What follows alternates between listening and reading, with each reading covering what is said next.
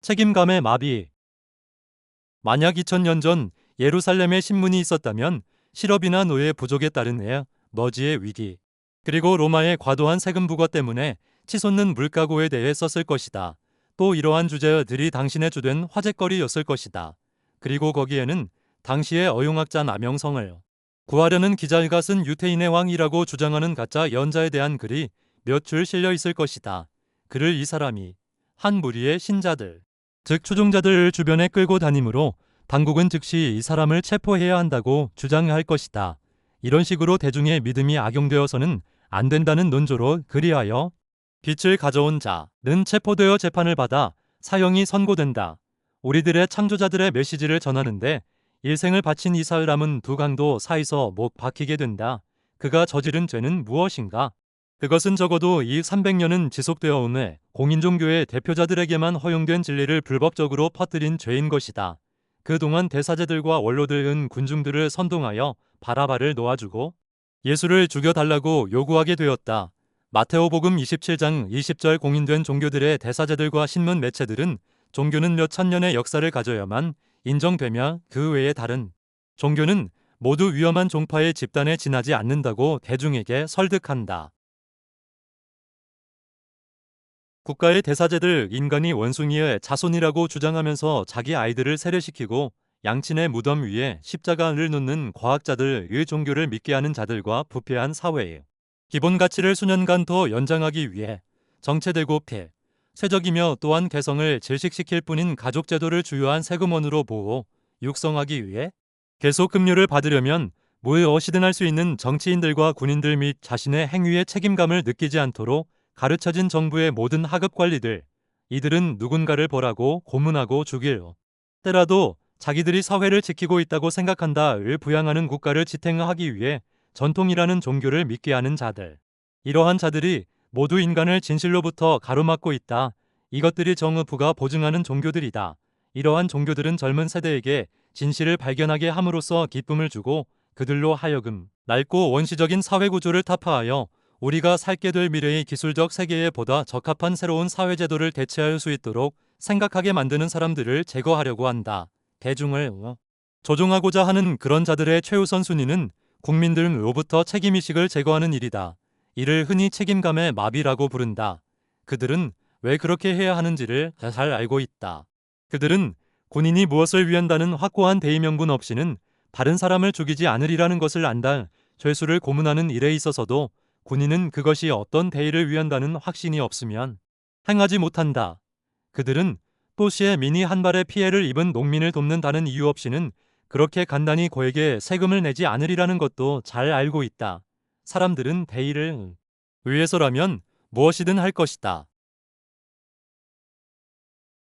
그러므로 통치의 기술은 국민에게 그들 조국의 위대성을 확신시키는 데 있는 것이다. 최근 미국의 과학자들은 책임감의 정도를 알아보는 결정적인 실험을 행했다. 그들은 인간의 잠재적인 폭력성을 실험하기 위해 피해자역을 당할 배우들을 고용했다. 이어 신문 광고로 인간 두뇌의 가능성을 탐구하기 위한 실험에 참가자들을 모집했다. 가자들은 여러 개의 단축 장치된 의자에 각기 한 명씩 배치되었는데 단추는 배우가 있는 작은 방에 전류를 보내는 장치이며 그에 따라 배우는 전류를 느끼는 듯 연기를 하느냐. 것이다의 단추는 30단계로 나뉘어져 각기 15V씩 전류를 높일 수 있게 되어 있다. 이 단추들은 왼쪽에서 오른쪽으로 나열되어 있고 전기 쇼크가 약, 중, 강, 초강으로 표시되어 있다. 한편 배우는 자기 앞에 있는 계기판에 불이 켜지는 것을 보고 전류의 강도에 따라 자신이 묶여있는 전기자로부터 쇼크를 받는 것처럼 연기를 한다. 쇼크가 약일 때는 가벼운 반응을 보이고 중일 때는 조금 뛰어 오르면서 신음소리를 내고 실험을 더 계속하고 싶지 않다고 항의를 한다.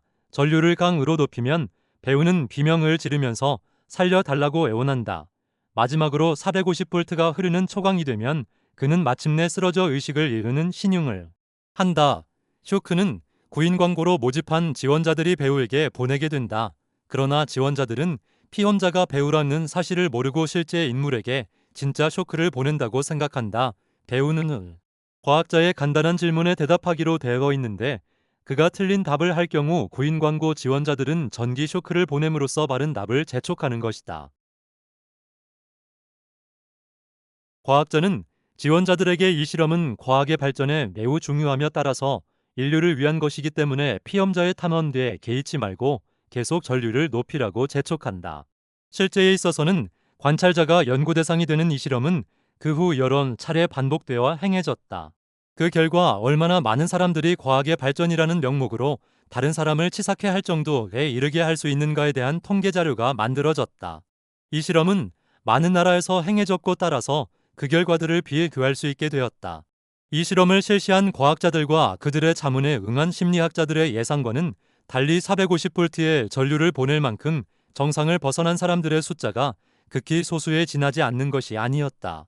미국에서는 60%의 사흘남들이 과학자의 말에 복종했는데 과학자는 그들에게 쇼크를 받는 사람의 고통 소리를 무시하고 계속 쇼크를 주라 도 했으며 심지어는 피험자가 더 이상 말을 할 수 없는 상태가 되어도 그 상태 자체를 틀린 답변으로 간주하여 쇼크를 계속 가하도록 했다. 이 실험은 계속해서 3차례씩 반복한 다음 새로운 전기이자 피험자로 대체되곤 했다. 이 실험은 유럽의 여러 나라에서도 실시되었는데 무려 70%의 사람들이 최대 볼트의 전류를 누르는 데까지 갔다. 최고의 기록은 독일에서 수립되었는데 무려 85%의 사람들이 자기 손으로 동족을 전기의자에서 처형한 셈이 되었다는 예일 대학 심리학부의 스탠리 밀그램 교수의 결론은 다음과 같다. 개인이 계급 조직의 지배를 받는 위치에 놓였을 때 통상적으로 개인의 행동을 조정하는 메커니즘은 기능을 잃고 그 행동은 상위 계급에 있는 사람에 의해 지배된다. 책임감의 상실은 권위에 맹종하는 최악의 결과이다. 대부분의 피실험자는 자신의 행위를 사회에 유익한, 즉 과학적 진리의 탐구라는 대의명분 속에서 찾으려고 한다. 심의리학의 실험실은 이러한 합법성을 명확히 내세울 수가 있기 때문에 참가자들에게 신뢰감을 줄 수 있다. 피해자에게 전기 쇼크를 주는 행위 그 자체는 나쁜 것처럼 보이지만 이러한 환경에 놓이게 되면 완전히 다른 의미를 지니게 된 도덕성은 사라지지 않았지만 그 초점이 완전히 다른 방향에 맞춰지고 있다. 즉 하위에 있는 자는 권위를 가진 자에게 명령받은 행동을 잘 수행했는가 잘못했는가에 따라 수치심을 느끼거나 긍지를 느낀다는 것이다. 이런 종류의 도덕성을 가리키는 말은 수없이 많다. 충성심, 의무감, 규율 등등. 그것은 의심할 바 없이 우리들의 연구의 기본과 제인대 통상인들은 글 쪽에 어떤 특별한 저기가 없어도 단순한 직무상의 구실로 엄청난 파괴 행위의 앞잡이 노릇을 할 수 있다는 것이다. 더구나 그들이 이리 가져올 파괴적인 결과가 절대적으로 확실하다고 하더라도 누군가 기본적인 도덕 규범과 양립할 수 없는 행위를 요구할 때 권위에 저항할 만한 내면적인 힘을 가진 사람을 거의 없다.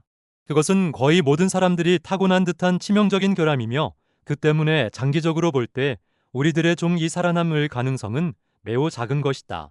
서브미션 투 오서리티 SMILGLOM 8이 1974 이 이상 명백한 것은 없다. 이제 우리들은 왜 예수가 십자가에 못 박혔는지, 왜 수백 만의 사람들이 종교전쟁이나 내란 또는 나치스의 학살 때 신문관의 손에 죽어갔는지 이해할 수 있다.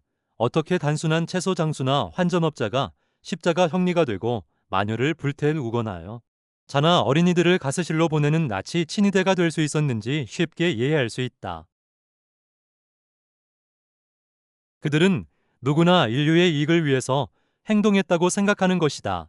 이전 사람들은 자기들의 전통을 뒤집어 엎으려고 했기 때문에 빛을 가져온 자를 죽였고 후에 다른 사람들은 자기들과 다른 방식으로 사는 사람들이 흉작이나 패스트, 심지어는 경제 위기에 확실히 책임져야 한다고 생각했다.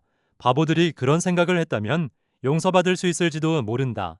그러나 대중에게 이런 흉악한 생각을 주입하고 자신의 목적을 위해 대중을 통제하고 지배한 정부는 절대 용서받을 수 없다.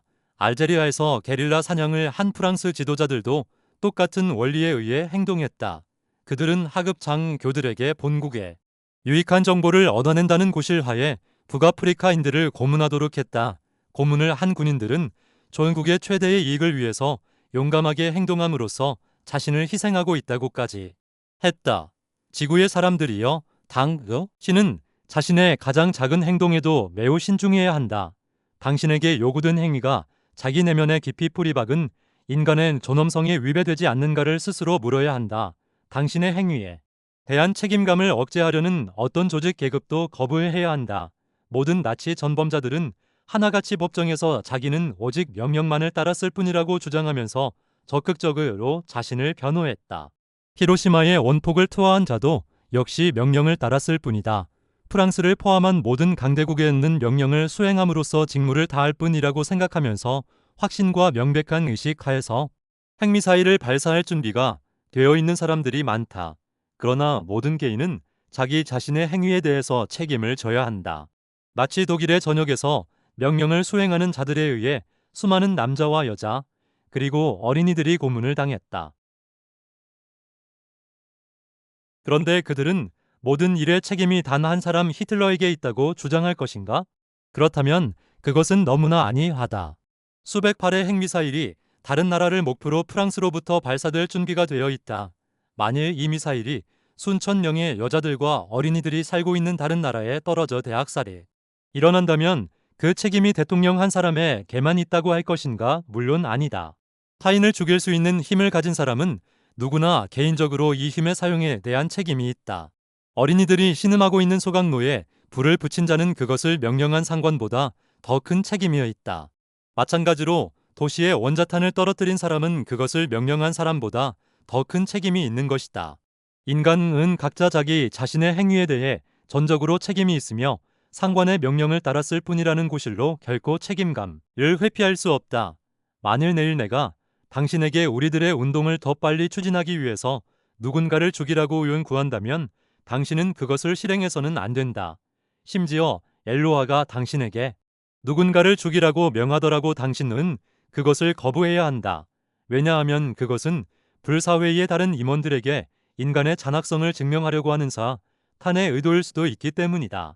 당신의 모든 행동은 타인의 생명과 타인의 사상, 그리고 타인의 기호에 대한 깊은 존경의 마음을 바탕으로 행해줘야 한다. 우리들은 우리들에게 동의하지 않는 사람들에 대해 폭력과 물리의 적힘을 사용하는 일 없이 그들의 관념과 싸워야 한다. 당신 주변의 사람들을 일깨워야 한다. 그리고 어떻게 다루는 사람들을 존중할 것인가, 어떻게 무책임한 행동을 거부할 것인가를 보여줘야 한다. 대단히 감사합니다. 여러분을 사랑합니다.